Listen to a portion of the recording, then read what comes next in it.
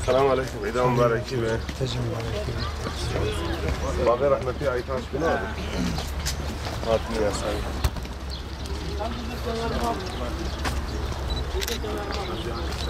عيد مبارك.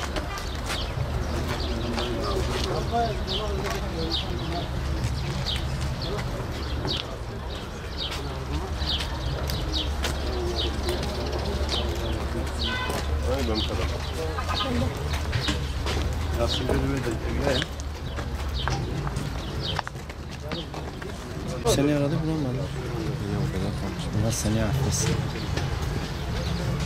Aytaç 2015 mi? Aytaç en sonuçta Arabistan. Resmi teklif yok ya bu.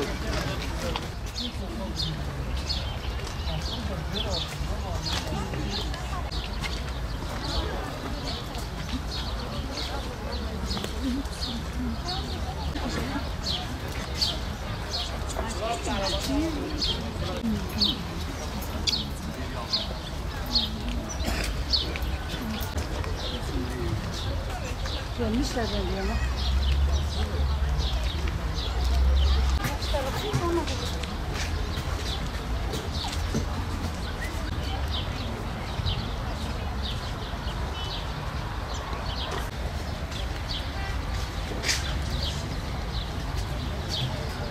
Ali koş.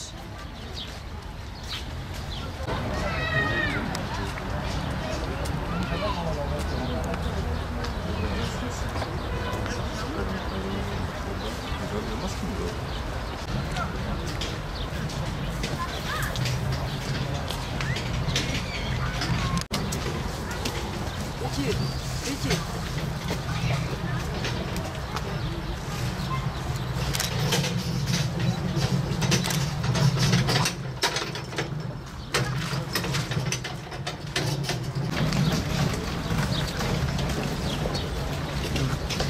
Vallahi şimdi ne duyuyor?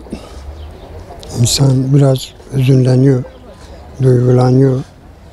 Allah şehadetinden bizi mahrum etmesin inşallah. Hep bayram böyle hüzünlü geçiyor yani. Bile genç yaştan biraz bir insanı kaybetmek biraz insana zor geliyor.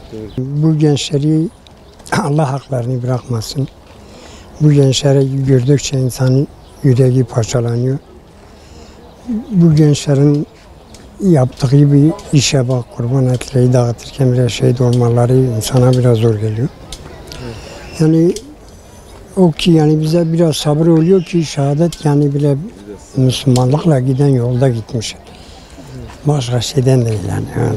Yani böyle bir evlat yetiştirmek bu zamanda biraz zordur. Yani evlatlarımızla gurur duyuyorduk. Her davasında olsun, isterse Müslümanlıkla alakası olsun. Bunların yaptığı gençleri yetiştirmek için yani ben ondan çok razıydım. Yani Allah da onlardan razı olsun. Yani bize böyle bir duygu yaşatmışlar yani. Peki için illa ki yani böyle bir Kur'an dersi vererek, camiye giderek, yani ne bileyim böyle bir Müslümanlık topluluktan yetişmesi illa ki böyle gençlerimiz yetişecek inşallah. İnşallah. Yani böyle gençlerimiz çoğalacak inşallah. Lazım yani arkadaşını sevmek lazım, büyüklerini saymak lazım, gençleri sevmek lazım. Böyle bir zamanda illa ki Kur'an okunmazsa olmaz. Kur'an okudun mu illa ki inşallah Allah-u Teala da nasip eder bile bu yoldan şehit etmeyi.